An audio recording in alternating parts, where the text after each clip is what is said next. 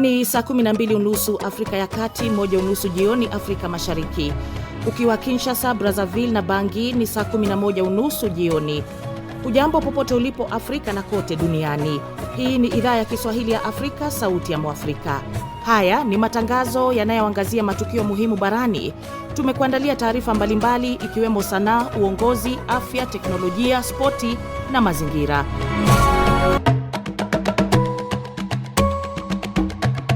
Jina langu ni Anne Ngugi. Andamana nasi kwenye ukurasa wetu wa Facebook, YouTube, X na TikTok. Tafuta idhaa ya Kiswahili ya Afrika. Karibu mpenzi msikilizaji, tuandamane. Kwa wasikilizaji wetu wa Kenya, hasa katika mwambao wa pwani na viunga vyake, mnaweza sasa kutusikiliza kupitia Radio Kaya ambayo inasikika kupitia 93.1 FM hapo jiji kuu la Mombasa. Ikisikika pia maeneo ya Kwale, Kilifi, Taita Taveta na Lamu.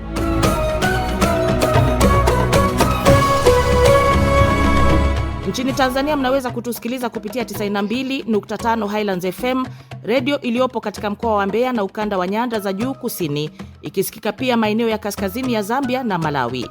Kwa wasikilizaji wetu Uganda, sasa tupo kwenye Jogoo, ikiwiki ya 93.8 FM inayopatikana maeneo ya Mbale, Iganga, Mayunge, Malaba na mpakani Busia, na pia baadhi ya maeneo nchini Kenya kule Kisumu.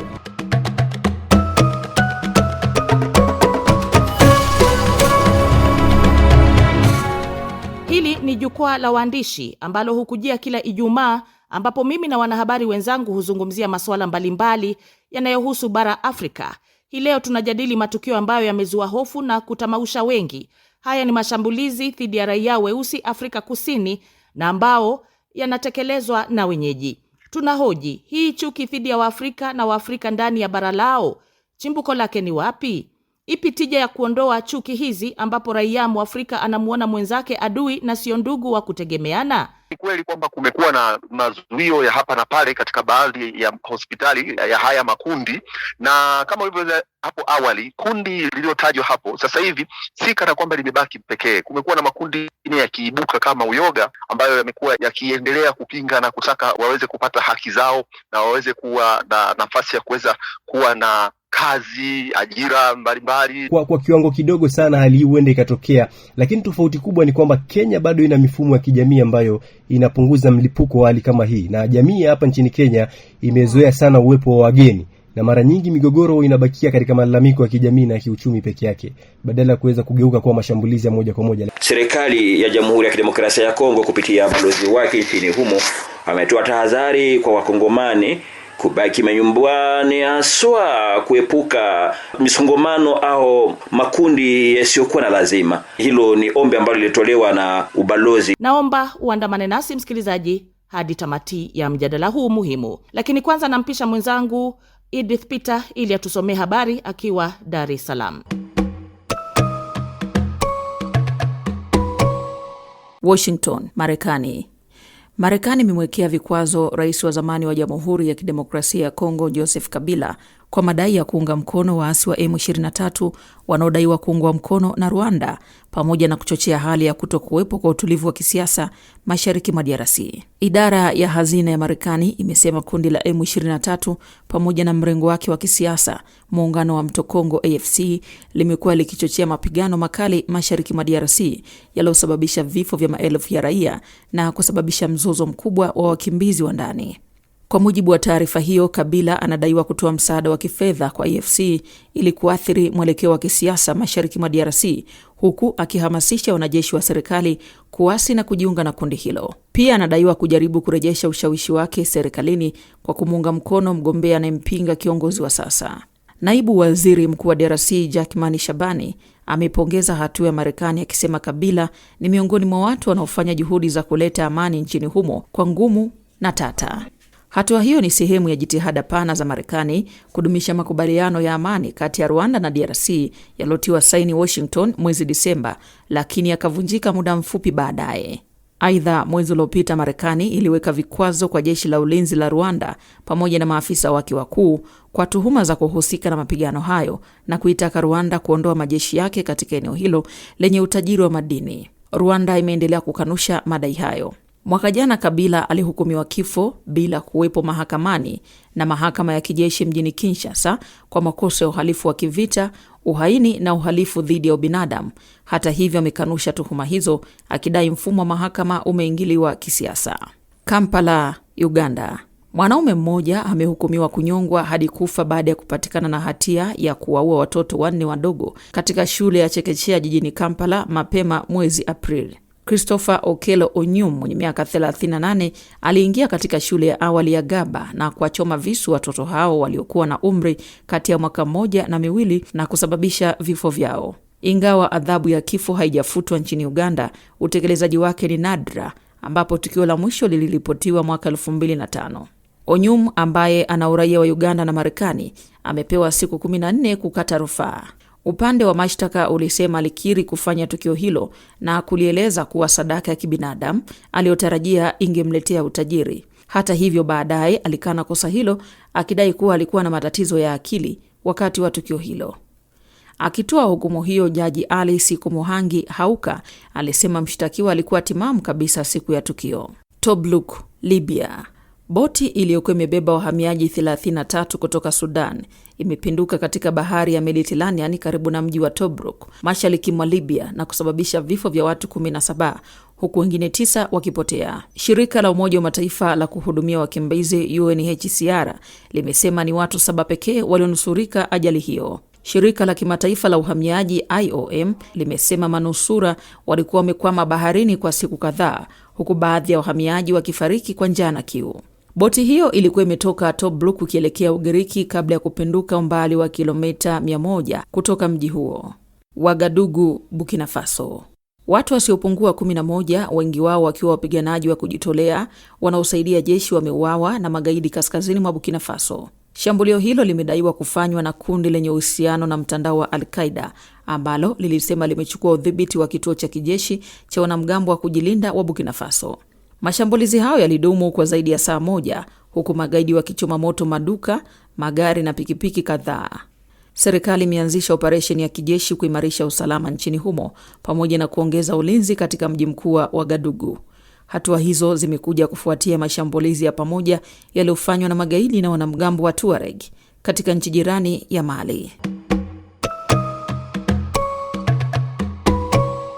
Asante sana Edith, na moja kwa moja tunaingia kwenye jukwaa. Mwaka wa 2021 baadhi ya raia wa Afrika Kusini na wakazi wa kitongoji cha Soweto waliunda kundi kwa madhumuni ya kupinga uwepo wa raia weusi wasio wenyeji. Walitangaza jina lao Operation Dudula, yani ng'oa au ondoa kwa lugha ya Kizulu. Vuguvugu hili lilianza kuandamana maeneo tofauti kupinga uwepo wa raia wa Afrika nchini mwao. Walilalamikia kwamba Waafrika kutoka nje ya Afrika Kusini waliingia nchini mwao kunyakua nafasi zao za ajira na biashara, na hivyo kuwanyima wenyeji nafasi ya ustawi wa maisha. Kilichoanza kama maandamano kwa sasa kimegeuka na kuwa mashambulizi kamili dhidi ya wageni. Wameshambulia raia wa kigeni kiasi cha baadhi kupoteza maisha, kuwajeruhi na mali za wageni kuporwa au kuharibiwa. Katika miezi ya hivi karibuni, Dudula wameanza kuwazuia wageni kupokea huduma za matibabu na elimu, miongoni mwa huduma muhimu nchini Afrika Kusini.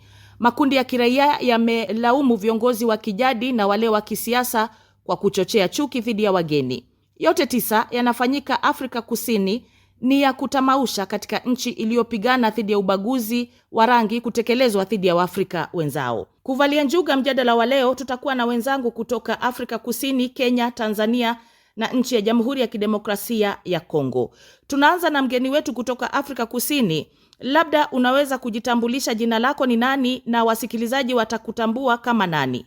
Naam, kwa jina ninaitwa Fortunatus Charles Kasomfi, ni Mtanzania, mwanahabari ninayeishi katika nchi ya Afrika ya Kusini katika jimbo la Gauteng, mkoa wa Johannesburg, na nimekuwa nikiishi huku katika maeneo tofauti ikiwemo Cape Town, Durban, Rustenburg, Pretoria, Zirasti na maeneo mengineyo, pia katika nchi jirani kama Botswana, Eswatini, Msumbiji pamoja na Lesotho na nchi zinginezo huku kusini mwa Afrika, Namibia na maeneo kama hayo. Kwa takribani sasa hivi nimekuwa huku kwa zaidi ya miaka 26. Ndio hivyo, ningependa kuwasalimia wasikilizaji wetu pamoja na wenzangu hapo meza kuu. Asante sana Fortunate, na moja kwa moja kwa chini ya dakika moja tuelezee matukio yalivyo hapo, maana hatuwezi kudhibitisha, lakini zipo kanda kwenye mitandao zikionyesha wageni wakishambuliwa, kufukuzwa vituo vya afya na hata kunyimwa wanao kuingia shuleni. Hali ni ipi? Kwa ujumla kumekuwa na sintofahamu, japokuwa hapo katikati pia kuna kuwepo na uingiaji wa picha mjongeo zingine ambazo si kweli kwamba ni za matukio halisi ya hili tukio ambalo linazungumzwa, kwa sababu kuna wenzetu ambao wako katika hii mitandao ya kijamii hivi sasa imekuwa ni sehemu ambayo watu wengine hawatafuti habari na kuweza kuzihakiki zaidi, kwa sababu kuna matukio mengine huwa yanahusishwa lakini hayakuwa yanahusiana na ubaguzi huo, na zingine ni kweli kwamba kumekuwa na mazuio ya hapa na pale katika baadhi ya hospitali ya haya makundi, na kama ulivyo hapo awali, kundi lililotajwa hapo sasa hivi si kana kwamba limebaki pekee. Kumekuwa na makundi mengine yakiibuka kama Uyoga ambayo yamekuwa yakiendelea kupinga na kutaka waweze kupata haki zao na waweze kuwa na nafasi ya kuweza kuwa na kazi, ajira mbalimbali. Naam, tumekupata vizuri Fortunate hapo. Nirudi kwa Nyota Suleiman. Nyota Suleiman, uko Nairobi na hapa Kenya tunaishi na wageni wengi bila migogoro mikubwa. Ni nini kinachofanya hali hii kuwa tofauti na Afrika Kusini, Nyota? Naam, asante sana. Hali hii inatokana na mchanganyiko wa historia, utamaduni pamoja na hali ya kijamii na kiuchumi hapa nchini Kenya. Na kwanza kabisa Kenya imeweza kujijenga kwa muda mrefu kama kitovu cha biashara pamoja na uhamiaji katika ukanda huu wa Afrika Mashariki. Na Nairobi, mji wa Nairobi ni mji ambao ni jiji la kimataifa ambalo limekuwa likikaribisha watu kutoka nchi mbalimbali. Hapo nazungumzia kuanzia wafanyabiashara hadi wakimbizi, na ni hali ambayo imezoeleka kijamii. Kwa hivyo uwepo wa wageni katika jiji la Nairobi na maeneo mengine ya Kenya mara nyingi huwa hauonekani kama ni tishio, bali ni kama sehemu ya maisha ya kila siku tu ya Wakenya wenyewe. Lakini pia pili, utamaduni wa Kenya umesisitiza mshikamano wa kijamii pamoja na ujirani mwema. Ingawa kuna zile changamoto mara nyingi kwamba jamii hujikita katika kuishi pamoja badala kutafuta, lakini ule mshikamano pamoja na utamaduni wa Kenya ni kwamba jamii pamoja na ujirani mwema vinapaswa kuweza kuhakikisha kwamba vinafanikishwa miongoni mwa sisi kama Wakenya pamoja na raia wote wa Kenya kwa ujumla. Lakini vile vile kuna ule mfumo wa kiuchumi wa Kenya ambao hasa katika ile sekta ambayo sio rasmi unaruhusu watu wengi ikiwemo wageni vile vile kuja Kenya na kuweza kujipatia kipato bila kuwa na ule ushindani mkali ambao unaonekana. Na hatua hii mara nyingi inapunguza hisia kwamba wageni wanachukua zile fursa za wenyeji. Shukran sana Suleiman kwa kutupatia taswira hiyo kutoka Nairobi. Mseke Dide yuko kule Beni, mashariki mwa Jamhuri ya Kidemokrasia ya Kongo. Raia wa DRC wanajihusisha sana na biashara, hali kadhalika muziki Afrika Kusini. Wameathirika vipi kulingana na vile ambavyo umesikia? Asante sana Anne kwa swali lako hilo, na kila ambacho nitazungumzia kuhusu hayo. Jamhuri ya Kidemokrasia ya Kongo, raia wake wengi wanapatikana nchini Afrika Kusini, na raia wote wa kutokea nchi za Afrika haswa weusi wanaathirika, si kusema kwamba ni Wakongo peke yao. Na kutokana na hayo, habari tulizonazo hivi sasa nazungumza kwamba hali inayoendelea huko ni ya kutisha na ni ya kuvunja moyo. Lakini itakumbuka kwamba nchi ya Jamhuri ya Kidemokrasia ya Kongo ni nchi ambayo inapokea karibia raia kutoka mataifa yote, na wenyewe ni kama vile kitu ambacho ni nadra. Labda tu kile ambacho naweza nikazungumuze na kwa mtazamo wangu mimi, uraia wenyewe wa Afrika Kusini unapotizama labda kihistoria ni kwamba yaonekana kando ya wale ambao ni askari jeshi wanaojikuta kwenye makundi, kwa mfano vikosi vya kulinda amani vya Umoja wa Mataifa au vikosi vya Muungano wa Afrika, ni nadra raia wa Afrika Kusini labda kutembelea mataifa mengine, na ikawe hilo ni kitu ambacho kwenye utamaduni wao inapelekea wao kuishi kwa hali kama hiyo. Naam, basi shukran sana Mseke Dide kwa maoni hayo. Msikilizaji, tunaendelea na jukwaa la leo ambapo tunajadili swala ambalo linajulikana kwa kimombo kama xenophobic, ama swala la Waafrika kuvamiwa kule Afrika Kusini na raia wa Afrika Kusini. Je, kuna nini? Tuna wanahabari kule Afrika Kusini, tuna mwanahabari pia Jamhuri ya Kidemokrasia ya Kongo na nchini Kenya, na tunaendelea na mjadala huu. Ikiwa unajiunga nasi, hii ni idhaa ya Kiswahili ya Afrika, sauti ya Mwafrika. Jiunge nasi kwenye Facebook, TikTok na X, tafuta Idhaa ya Kiswahili ya Afrika. Tunakukaribisha pia ujiunge, yani usubscribe na YouTube ya Idhaa ya Kiswahili ya Afrika, na kuwa huru kabisa kuchangia kwenye matangazo ya leo. Mimi ni Anne Ngugi.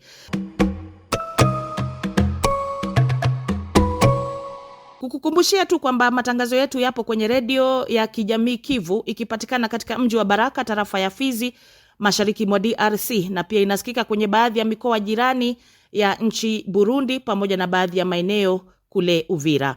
Ukiwa Afrika Kusini unaweza kutusikiliza kupitia SA Swahili FM radio katika mji mkuu Johannesburg kila siku, na pia inapatikana masafa marefu. Fuatilia matangazo haya pia kwenye redio Rwanzururu RTR Beni, ikihudumia maeneo ya Beni, Ituri, Lubero na viunga vyake, pamoja na kuwafikia wasikilizaji wa Bundibugyo, Kasese na Masaka nchini Uganda. Shukran sana, na moja kwa moja tunaendelea na mjadala wetu jukwaa la waandishi leo. Hii leo tukiangazia kwa karibu swala la xenophobic ama raia kuvamiwa kule Afrika Kusini ambao wanatoka bara Afrika. Haya basi, tunazungumza kuhusu mashambulio dhidi ya raia wa Afrika huko Afrika Kusini. Fortunate, ni nini hasa kimechochea mashambulizi ya sasa? Maana kila kunapotokea matukio kama haya huwa kuna chanzo. Kwa kikubwa ni kwamba kwa wenzetu elimu na historia ambayo iliwekwa na viongozi wa awali, wanasiasa wapigania uhuru, kwa ujumla ni elimu ambayo haiwafikii kizazi kilichoko hivi sasa. Kwa hiyo wa ufinyu na uelewa mdogo wa kisiasa na kihistoria baina ya hawa wa Afrika Kusini na wa Afrika, hili limekuwa ni chagizo kubwa ambayo watu wa hapa wanashindwa kutambua nini hasa nchi zilifanya kuweza kuhakikisha kwamba Afrika ya Kusini inarejea au inapata uhuru wake kutoka katika mikono ya makaburu. Hili limekuwa ni tatizo kubwa kwa sababu mfumo mzima wa elimu hauna sehemu ya wao kuweza kujua historia na kufahamu kwamba nchi zingine zina mchango gani na zilikuwa na mchango upi katika ukombozi wa nchi yao. Na labda ndio sababu kubwa pia hawatembei, kama vile ambavyo tumesikia mwanahabari kutoka Beni kule DRC anasema kwamba Afrika Kusini pia hawatembei kule, na pengine kwa sababu nahisi kwamba umetokea nchini Tanzania, unaweza pia kushirikisha masuala ya ni matukio haya yanaathiri vipi biashara ndogo ndogo zinazofanywa na Watanzania huko. Kwa ujumla, kwa sisi upande wa jumuiya za Watanzania hakuna taarifa ya Mtanzania yeyote ambaye amepata kadhia hiyo, kutokana na kwamba tuna makundi na tuna magrupu katika mitandao mbalimbali tukipashana habari katika majimbo, mikoa na vitongoji mbalimbali. Kwa kifupi ni kwamba kila kitu kiko sawa, kiko vizuri kwa upande wa sisi. Lakini kuhusu wao kuto kutembea, ni kweli kwamba hapo awali Afrika Kusini, kutokana na uchumi wao ulipokuwa ni bora na ni mzuri zaidi, walikuwa wakiona kana kwamba hawana haja sana ya kuweza kuangalia au kutoka kwenda sehemu nyingine kupata mazingira kijani zaidi kuweza kufanikisha maisha yao ya kila siku. Lakini kwa hivi sasa, kutokana na ule ugumu wa maisha na vitu kama hivyo, wamekuwa ni sehemu ambayo sasa hivi wanajitahidi kidogo, unaweza kuwakuta labda wanakwenda kutafuta fursa na vitu kama hivyo. Lakini pia kukumbuka kwamba pamoja na kwamba viwanda wanazalisha magari, wanazalisha bidhaa mbalimbali, lakini bidhaa hizi nazo pia zinahitaji soko, na soko si ndani tu, lazima liweze kutoka nje. Kwa hiyo sasa hapo tayari kuna muingiliano. Kwa kifupi naweza nikasema kwamba walikuwa awali wakizani kwamba kila kitu wanajitosheleza na wanaweza wakafanya jambo wenyewe kama wao, lakini kumbuka kwamba wewe mwenyewe unaweza ukalima, lakini huwezi kununua hayo mazao ambayo umelima wewe mwenyewe. Shukran sana Suleiman, ukiwa Kenya, na kwa mtazamo wako wewe kama mwanahabari, je, kuna hofu kuwa matukio kama haya yanayoshuhudiwa Afrika Kusini yanaweza kuhamia Kenya au Afrika Mashariki, au waonaje? Ndio, kwa mtazamo wangu hali hii inaweza kutokea Kenya au Afrika Mashariki, lakini sio kwa kiwango kile ambacho kinaonekana kule Afrika Kusini kwa sasa. Ukweli ni kwamba mazingira kuweza kuibua xenofobia yapo kidogo sana hapa nyumbani. Ukosefu wa ajira kwa vijana, kupanda kwa gharama ya maisha pamoja na ushindani katika biashara ndogo ndogo vinaweza kuwafanya baadhi ya watu kuanza kuwaona wageni kama vile ni watu ambao labda wamekuja kuleta upinzani. Na hii imewahi kujitokeza kwa kiwango kidogo sana katika mijadala ya umma. Utakumbuka kuna wakati ambapo serikali ya Tanzania iliweza kuharamisha Wakenya kufanya baadhi ya biashara kule nchini Tanzania, na kuna mjadala ambao uliweza kuibuka humu nchini kwamba iweje sisi tunawachia raia wa Tanzania wa mataifa mengine kuja hapa nchini kufanya biashara, lakini sisi kwetu tunawekewa vile vipimo. Kwa hivyo kwa kiwango kidogo sana hali hii huenda ikatokea, lakini tofauti kubwa ni kwamba Kenya bado ina mifumo ya kijamii ambayo inapunguza mlipuko wa hali kama hii, na jamii hapa nchini Kenya imezoea sana uwepo wa wageni, na mara nyingi migogoro inabakia katika malalamiko ya kijamii na kiuchumi peke yake badala ya kuweza kugeuka kuwa mashambulizi ya moja kwa moja. Lakini vile vile Wakenya wengi vile vile wamekuwa wakilaumu sana serikali katika masuala ya ajira haya kuliko kuwalaumu wageni, sababu ukiangazia kazi ambazo wageni wanazifanya hapa nchini Kenya ni kazi ambazo ni za huduma, si kazi ambazo ni rasmi sana. Kwa hivyo malalamiko mingi mara nyingi huwa yanatupiwa serikali kuliko wageni. Kwa hivyo Kenya kwa ujumla imekuwa na uhusiano mwema sana na raia wake, lakini hilo halitoe uwezekano kwamba kusiwe na matukio kidogo kidogo yale ambayo labda huenda tukashuhudia ama huenda yakashuhudika kwenye taifa hili. Na bila shaka, bila kusahau, matukio kama hayo mengi yameonekana kisiasa, hasa tulipowaona Wakenya wakifurushwa kule Uganda, na vile vile wengine pia walikuwa wamehangaishwa kule Tanzania, masuala ambayo sasa yamepoa kwa sababu joto la kisiasa katika nchi hizo imerudi chini kidogo. Turudi Jamhuri ya Kidemokrasia ya Kongo. Mseke Dide, je, jamii ya Wakongomani huko Afrika Kusini imechukua hatua gani kujilinda au kujipanga kwa mujibu ya yale ambayo umeweza kusikiliza kama mwanahabari? Ninapozungumza na baadhi ya Wakongomani wanaopatikana nchini Afrika Kusini, wamesema hatua ambazo zilitolewa kwa wananchi wa DRC, wakiwa wengi wao ni wakimbizi, walitolewa ombi la kubaki manyumbani, haswa wale wanaoishi maeneo yanayoathirika zaidi na hali hii. Ni kusema kwamba serikali ya Jamhuri ya Kidemokrasia ya Kongo kupitia balozi wake nchini humo ametoa tahadhari kwa Wakongomani kubaki manyumbani, haswa kuepuka misongomano au makundi yasiyokuwa na lazima. Hilo ni ombi ambalo lilitolewa na ubalozi wa nchi ya Jamhuri ya Kidemokrasia ya Kongo huko nchini Afrika Kusini.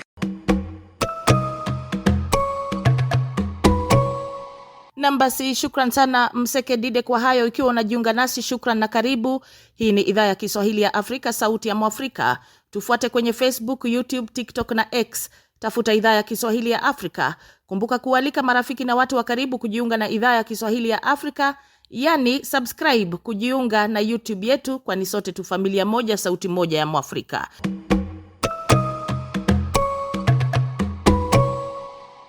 Basi tunarudi kwenye kipenga cha mwisho. Naona muda unayoyoma, dakika za mwisho. Tukianza na Fortunate ukiwa Afrika Kusini. Rais Cyril Ramaphosa ameonya dhidi ya raia wake kuwazuia wageni kupokea huduma muhimu. Mahakama pia ilipiga marufuku Dudula kuweka vizuizi nje ya hospitali na shule. Mbona hawachukuliwi hatua wenye kuhusika na viongozi wa masuala haya, kwa sababu ni watu wanajulikana? Mpaka hivi sasa naweza nikasema kwamba kuna viongozi ambao wanahusika au wanahusishwa na wana mashtaka hayo, na ni sehemu tu kwamba sheria zinachukua nafasi, kwa sababu inatakiwa kuwepo na uthibitisho wa kutosha, uhakika kwamba viongozi hawa wanahusika moja kwa moja na vitu kama hivyo. Kulikuwa na kiongozi mmoja anaitwa Translax, huyo wa Dudula, ambaye moja kati ya taasisi za usawa na haki za binadamu walimfungulia mashtaka, na mpaka hivi sasa bado mashtaka yako ndani ya mahakama. Lakini pia katika hili ambalo tunalizungumza ni kwamba siku ya leo hii pia kuna maandamano ambayo ni ya amani. Wanasema yataanzia maeneo ya Tadhop Berea, huko yatakwenda mpaka mitaa ya Nugget kuelekea Lahma Musa, na moja kwa moja yatakwenda mpaka Lovedale. Baadaye watakwenda katika bunge la jiji la Johannesburg kuwakilisha hati ya maelewano wanachokihitaji, na kutakuwa kidogo wanasema kuna kadhia za barabarani kwenye magari hayo. Kwa hiyo kwa kifupi ni kwamba yawezekana sasa wanaangalia katika mtazamo wa kutafuta suluhu, ili kusudi kuwepo na nafasi ya kila mtu au kila raia aweze kuelewa nini wajibu wake awapo ndani ya Afrika ya Kusini, kwa sababu wageni kama ulivyosema wana haki ya kupata huduma, kwa sababu sheria na kanuni ya katiba ya nchi ya Afrika Kusini inasema raia yoyote aliyomo ndani ya Afrika Kusini ana haki ya kupata huduma ya afya hata kama hatakuwa na vibali vinavyohusika.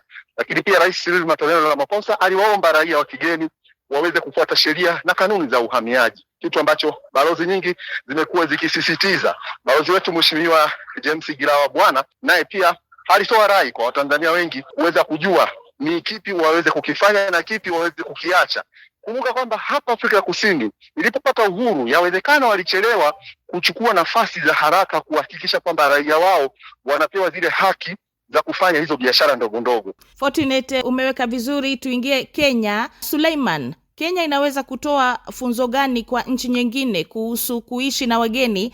Natambua kwamba umezungumza zaidi kuhusiana na uwezo wa Kenya kuhimili wageni kutoka mbalimbali na wanaendelea na biashara zao, lakini pengine ni kipi ambacho kinafanya kuwe na mshikamano huo na kunakuwa hakuna wasiwasi ama kitu ambacho kwa kimombo ni threat? Wakenya hawahisi threat ama wivu wanapowaona raia wengine wameingia na kufanikiwa katika biashara zile zile wanazofanya. Nadhani kwanza kabisa ni ule utamaduni wa ukarimu ambao Wakenya kwa muda mrefu, hasa jamii nyingi nchini Kenya, zimeweza kujengwa juu ya maadili ya kuweza kuwakaribisha wageni, na hii inaonekana kama ni maisha ya kila siku ya Wakenya, kuanzia katika sekta ya biashara hadi sekta ya makazi, ambapo Wakenya wamekuwa wakiwajumuisha wageni badala ya kuweza kuwatenga, na hii imekuwa ikipunguza zile hisia za wageni kuweza kujiona kwamba wamekuwa wakitengwa katika taifa la Kenya. Kwa hivyo utamaduni wa ukarimu ambao Wakenya wamekuwa wakionyesha wageni, nadhani mataifa mengine barani Afrika vile vile yanafaa kuweza kukumbatia. Lakini ukiachia mbali hilo, kuna swala zima la kuweza kuwajumuisha hawa wageni kiuchumi badala ya kuweza kushindana nao. Na wageni wengi wamekuwa wakiingia katika sekta ambazo si rasmi hapa nchini Kenya, pamoja na zile biashara ndogo ndogo. Na kama ulivyosema, mara nyingi Wakenya waoni kama labda wanakandamizwa na hao wageni katika taifa lao, kwa sababu mara nyingi wamekuwa kishirikiana nao badala ya kuweza kushindana nao moja kwa moja. Lakini ukiachia mbali masuala hayo, vile vile kuna swala zima la kwamba Kenya ina makabila mengi zaidi pamoja na dini tofauti, na hivyo jamii nyingi tayari ambazo ziko Kenya zimeweza kuzoea utofauti wa utambulisho kwamba taifa la Kenya lina jamii nyingi, lina dini. Kwa hivyo hawaoni wageni kama ni watu ambao labda ni sehemu ya utofauti sana, badala yake wanaona kwamba wageni ni muendelezo tu wa tofauti ambazo zilizopo nchini Kenya. Lakini vile vile kwa kiasi kikubwa sana nchini Kenya mijadala ya kisiasa haijengwi sana kwa kuangazia wageni kama chanzo cha matatizo ya kiuchumi kama nilivyosema hapo awali. Badala yake Wakenya wengi wamekuwa wakiangazia viongozi pamoja na serikali kama ndio chanzo kikuu cha matatizo ya kiuchumi badala ya kuona wageni kama ni chanzo cha matatizo ya kiuchumi. Swadakta kabisa. Jamhuri ya Kidemokrasia ya Kongo, Msekedide, je, serikali imezungumziaje hali hii hasa kwa raia wake walioko nje? Kando na hiyo, pengine unaweza kutueleza kidogo raia wa DRC nchini Afrika Kusini, kama unafahamu, wanajishughulisha sana na nini? Kile ambacho nitakueleza kuhusu serikali ya Jamhuri ya Kidemokrasia ya Kongo imesema nini, imechukua hatua gani, sijui nini. Kwanza kabisa nikijibu swali lako la mwisho, unapozungumza kwamba wanajihusisha na nini Wakongomani. Wakongomani wanajiendeleza kwa njia moja au nyingine. Kuna wale ambao ni vinyozi, kuna wale ambao ulizungumzia kupiga mziki na mambo kadhalika. Hata kunaweza kukaa biashara ndogo ndogo, haswa biashara ya rejareja. Lakini kwa muda kama huu hakuna maduka ya wageni ambao hufanya kazi na hakuna shughuli zozote zinazoendeshwa. Na serikali ya Jamhuri ya Kidemokrasia ya Kongo kupitia ubalozi wake nchini Afrika Kusini imetoa onyo, kama alivyotangulia kusema, kwa raia kuwaomba kukaa nyumbani bila kutoka nje, haswa kutoka bila mipango isiyo ya lazima, na kuepuka kukaa kwenye maeneo ambayo kuna msongamano. Wasikilizaji wetu wa Tanzania, kumbuka kwamba mnaweza kutusikiliza mubashara kupitia Chipuka FM Radio 101.6 Gairo mkoani Morogoro. Hii inasikika pia jiji kuu la Dodoma, Manyara, Tanga na baadhi ya maeneo ya mkoa wa Tabora. Ukiwa hapo mashariki mwa DRC unaweza kutupokea kupitia redio wa shirika, Redio Ngoma ya Amani Fizi ambayo inapatikana maeneo ya Baraka, Kivu Kusini na maeneo ya Kigoma nchini Tanzania na Burundi. Radio Maniema New City kirusha matangazo yetu kwa masafa ya 97.4 FM katika jiji la Kindu ambao ndio mji mkuu wa jimbo la Maniema, Jamhuri ya Demokrasia ya Kongo. Hivi karibuni tutakuwa Kigali na Bujumbura kuhakikisha sauti ya Mwafrika inasikika vilivyo. Naam, asanteni sana wenzangu tuliochangia mjadala wa leo kutoka Afrika Kusini. Tumekushukuru sana Fortunate kwa kuweza kututoa taka za masikio na hata macho kuhusiana na yale yanayojiri ndani ya Afrika Kusini. Hali kadhalika nikushukuru sana Suleiman ukiwa Nairobi nchini Kenya, na hali kadhalika pia Msekedide ukiwa kule Beni, Jamhuri ya Kidemokrasia ya Kongo. Na washukuru wote ambao mmefuatilia na pia kuchangia mjadala wa leo. Hii imekuwa ni jukwaa la waandishi. Shukran sana. Kumbuka kwamba unaweza kujiunga nasi kwenye Facebook, YouTube, TikTok na X. Hali kadhalika tumekutajia tu redio washirika wengi. Nimekuwa ni Ann Ngugi nikiongoza jukwaa la wanahabari, na kutoka studio zetu basi tunawatakia wikendi ya kukata na shoka. Kwaheri.